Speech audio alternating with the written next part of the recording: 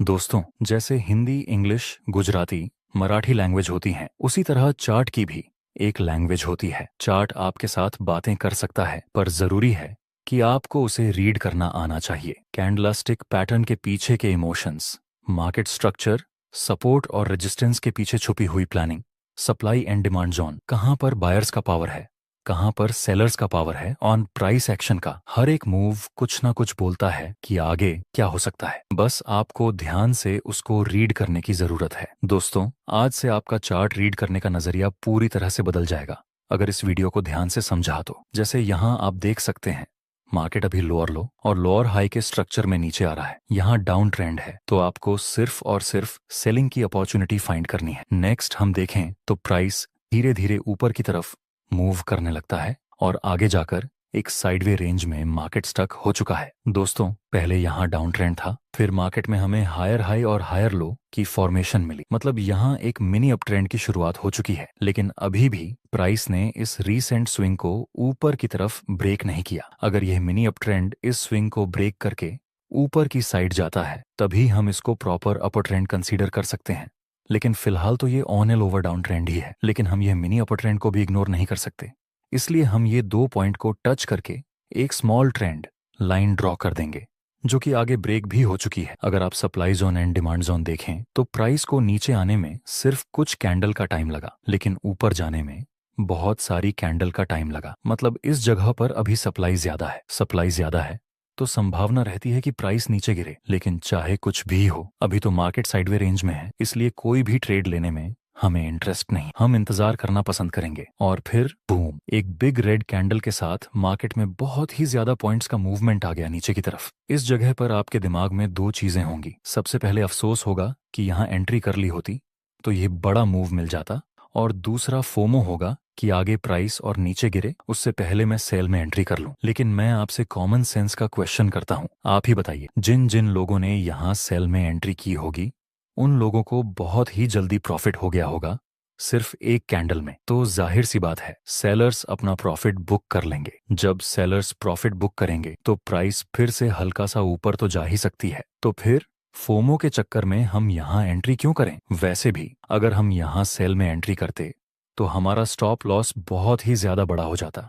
इसलिए भी हम यहाँ एंट्री नहीं कर सकते। अभी भी हम इंतजार ही करेंगे। और मजे की बात यह है कि ज्यादा सेलिंग की वजह से यहाँ सप्लाई जोन क्रिएट हो चुका है, इसलिए यह पूरी साइडवे मूवमेंट को हम सप्लाई जोन की तरह यूज कर सकते हैं। यहाँ भी सप्लाई ज्यादा थी और यहाँ भी सप्लाई ज्यादा थी, तो आगे हमें फिर से सेल में एंट्री करने का मौका मिल सकता है। नेक्स्ट हम देखें तो मार्केट थोड़ा सा नीचे आने के बाद धीरे धीरे ऊपर की तरफ मूव करने लगा और लास्ट में एक डोजी प्लस कंफर्मेशन कैंडल की फॉर्मेशन मिल चुकी है। सप्लाई जोन के पास अब हम सेल में एंट्री कर सकते हैं। प्रॉफिट टारगेट यहाँ पर रखेंगे और स्टॉप लॉस डोजी कैंडल के हाई से थोड़ा सा ऊपर। नेक्स्ट हम देखें तो हमारा प्रॉफिट टारगेट हिट हो चुका है। दोस्तों, ये जरूरी नहीं कि हमारा प्रॉफिट टारगेट हिट हो गया, जरूरी ये है कि हमने इस जगह पर सेल में एंट्री क्यों नहीं की। यहाँ भी शूटिंग स्टार और कंफर्मेशन कैंडल बनी थी इस रेजिस्टेंस के पास, जो पहले सपोर्ट था, और डाउन ट्रेंड तो था ही। प्राइस एक्शन के अनुसार यह भी सेल का सिग्नल है, लेकिन हमने यहाँ एंट्री नहीं की क्योंकि यहाँ एक ट्रेंड लाइन बन सकती थी जो पहले रेजिस्टेंस का काम करती थी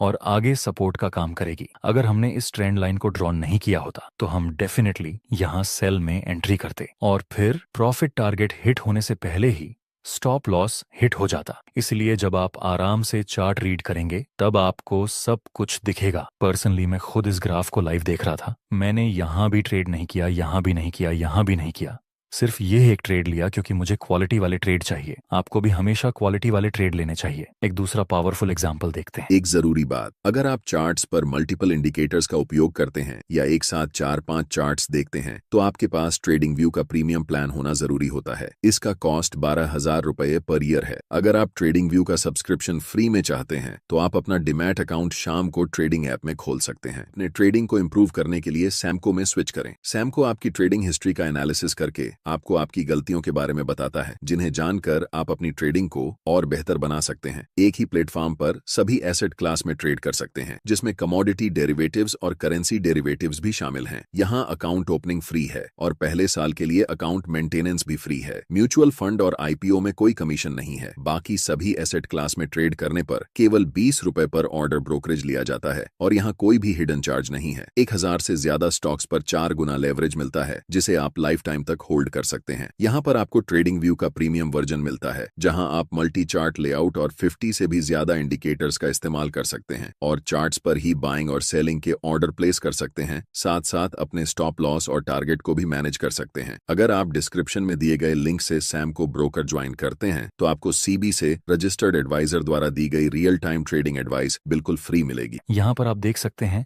मार्केट प्रॉपर लोअर लो और लोअर हाई की फॉर्मेशन में मूव कर रहा है। मतलब मार्केट का स्ट्रक्चर अभी बेयरिश है, इसलिए हम बोल सकते हैं कि यहाँ मार्केट में सेलर्स का डोमिनेंस है। तो ऐसे डाउन ट्रेंड में आपको सेलिंग की अपॉर्चुनिटी फाइंड करनी चाहिए। दोस्तों, ट्रेड लेने से पहले हम वह सब लेवल ड्रॉ कर देंगे जहां से मार्केट ने रिएक्ट किया था। हम यह 2 लेवल को टच करके ट्रेंड लाइन ड्रॉ कर सकते हैं। ये सपोर्ट आगे जाकर रेजिस्टेंस का काम कर सकता है। आगे हम देखें तो प्राइस इस ट्रेंड लाइन को अप्रोच करता है और कुछ रेड कैंडल की फॉर्मेशन भी बन चुकी है। अभी भी इसका रीसेंट स्विंग ऊपर की तरफ ब्रेक नहीं हुआ, तो अभी भी यह डाउन ट्रेंड ही है। ऊपर से यहाँ ट्रेंड लाइन का रेजिस्टेंस और ये इंपॉर्टेंट रेजिस्टेंस भी, ये 2 इंपॉर्टेंट लेवल के पास हमें बेयरिश कैंडल की फॉर्मेशन मिली और ट्रेंड भी डाउन का है। अगर हम यहाँ सेल में एंट्री करेंगे तो हमारा स्टॉप लॉस बहुत ही स्मॉल रहेगा और प्रॉफिट टारगेट इस सपोर्ट के पास, मतलब प्रॉफिट टारगेट बड़ा रहेगा। क्या हमें यहाँ सेल में एंट्री कर लेनी चाहिए? नहीं, डाउन ट्रेंड है, ट्रेंड लाइन के पास बेयरिश कैंडल की फॉर्मेशन मिली, फिर भी आपको सेल में एंट्री नहीं करनी चाहिए। यहाँ क्यों एंट्री नहीं करनी चाहिए, इसका रीजन जानने के लिए आपको करेक्टिव और इम्पल्सिव मूव का छोटा सा कॉन्सेप्ट समझना चाहिए। देखिए, जब मार्केट किसी अपर ट्रेंड में होता है, उसे समय बीच बीच में जो डाउन मूव मिलती है उसको हम करेक्टिव मूव बोलते हैं, और अपर ट्रेंड के दौरान जो भी अपर साइड के मूव मिलते हैं उसको हम इम्पल्सिव मूव बोलते हैं। जैसे यहाँ एक अपर ट्रेंड था तो जितने भी डाउन मूव मिले उसको हम करेक्टिव मूव कहेंगे, और जितने भी अपर साइड के मूव मिले उसको हम इम्पल्सिव मूव कहेंगे। उसी तरह जब कोई डाउन ट्रेंड होता है उसमें जितने भी अपर साइड के मूव मिलते हैं उसको हम करेक्टिव मूव बोलते हैं, और जितने भी डाउन साइड के मूव मिलते हैं उसको हम इम्पल्सिव मूव बोलेंगे। जैसे कि यहाँ ये डाउन ट्रेंड है तो यह सारे डाउन साइड के मूव को हम इम्पल्सिव मूव कहेंगे, और यह सारे अपर साइड के मूव को हम कलेक्टिव मूव कहेंगे। इस कॉन्सेप्ट का यूज करके आप पता लगा सकते हैं कि कोई ट्रेंड रिवर्स होगा या फिर कंटिन्यू करेगा। कैसे, आइए देखते हैं। जब किसी अपर ट्रेंड के दौरान इम्पल्सिव मूव स्मॉल होने लगे और कलेक्टिव मूव बिग होने लगे तो समझ लेना कि हो सकता है आगे यह ट्रेंड अपर ट्रेंड में से डाउन ट्रेंड में शिफ्ट हो जाए, क्योंकि हर बार यहाँ सेलर्स प्राइस को ज्यादा से ज्यादा नीचे पुश कर रहे हैं और आगे यह अपर ट्रेंड डाउन ट्रेंड में रिवर्स हुआ भी। इस तरह किसी डाउन ट्रेंड में इम्पल्सिव मूव स्मॉल होने लगे और करेक्टिव मूव बिग, तो हो सकता है कि यह डाउन ट्रेंड अप ट्रेंड में रिवर्स हो जाए, क्योंकि बायर्स प्राइस को हर बार ज्यादा से ज्यादा ऊपर की तरफ पुश करने में इंटरेस्टेड है। आगे यह डाउन ट्रेंड अप ट्रेंड में रिवर्स हुआ भी। चलिए हमारा पिछला एग्जांपल कंटिन्यू करते हैं। यहाँ आप देख सकते हैं पास्ट में इम्पल्सिव मूव बिग बन रहे थे एंड करेक्टिव मूव स्मॉल, लेकिन इस बार ये करेक्टिव मूव बहुत ही ज्यादा बड़ा बन चुका है पिछले सब करेक्टिव मूव के कंपैरिजन में। तो हो सकता है यह डाउन ट्रेंड अब एंड हो जाए और एक अप ट्रेंड देखने को मिले। इस वजह से हम यहाँ पर ट्रेंड लाइन के पास बेयरिश कैंडल की फॉर्मेशन मिलने के बावजूद भी सेल में एंट्री नहीं कर सकते। आइए देखते हैं आगे क्या होता है। एंड में प्राइस ने ट्रेंड लाइन को ब्रेक कर दिया और यह रीसेंट स्विंग भी ब्रेक हो चुका है। सो अब ये एक प्रॉपर अप ट्रेंड की फॉर्मेशन हो चुकी है। नाउ ये अप ट्रेंड है तो हम बाय की अपॉर्चुनिटी फाइंड कर सकते हैं। आगे हम देखें तो प्राइस हल्का सा नीचे आता है और डोजी प्लस कंफर्मेशन कैंडल की फॉर्मेशन बन चुकी है। दोस्तों, अब हम बाय में एंट्री कर सकते हैं। स्टॉप लॉस रखेंगे इस डोजी के लो से थोड़ा सा नीचे। प्रॉफिट टारगेट हम इस रेजिस्टेंस के आसपास रख सकते हैं। आपको क्या लगता है, हमारा स्टॉप लॉस हिट होगा या फिर प्रॉफिट टारगेट? फाइनली हमारा प्रॉफिट टारगेट कंप्लीट हो चुका है। नेक्स्ट आप देख सकते हैं यहाँ पर 3 ब्लैक क्रो कैंडल का निर्माण हुआ। 3 ब्लैक क्रो जो कि बेयरिश कैंडलस्टिक पैटर्न है, लेकिन हम सिर्फ कैंडलस्टिक पैटर्न को देखकर यहाँ सेल में एंट्री तो नहीं कर सकते, क्योंकि ऑलरेडी यहाँ पर एक अपर ट्रेंड है। इसीलिए हम सिर्फ और सिर्फ बाय करने की प्लानिंग कर सकते हैं। नेक्स्ट एक बार फिर से इस अपर ट्रेंड के दौरान हमें डोजी प्लस कंफर्मेशन कैंडल की फॉर्मेशन मिली। क्या हम फिर से यहाँ पर बाय में एंट्री कर सकते हैं? बिल्कुल बिल्कुल कर सकते हैं। प्रॉफिट टारगेट हम इस रेजिस्टेंस के आसपास रखेंगे जो पहले भी एक बार रेजिस्टेंस था। इसमें हमारा स्टॉप लॉस भी स्मॉल रहेगा और प्रॉफिट टारगेट भी स्मॉल रहेगा। नेक्स्ट, दूसरी बार भी हमारा टारगेट कंप्लीट हो चुका है। दोस्तों, इस तरह से अगर आप स्मार्ट ट्रेडिंग करेंगे, डिसिप्लिन और आपके दुश्मन ग्रीड और फियर को साइड रखकर, तो आप एक दिन जरूर प्रॉफिटेबल ट्रेडर बन सकते हैं। आई होप कि आपको चार्ट रीडिंग की टेक्निक अच्छे से समझ में आई होगी। अगर आपको लगता है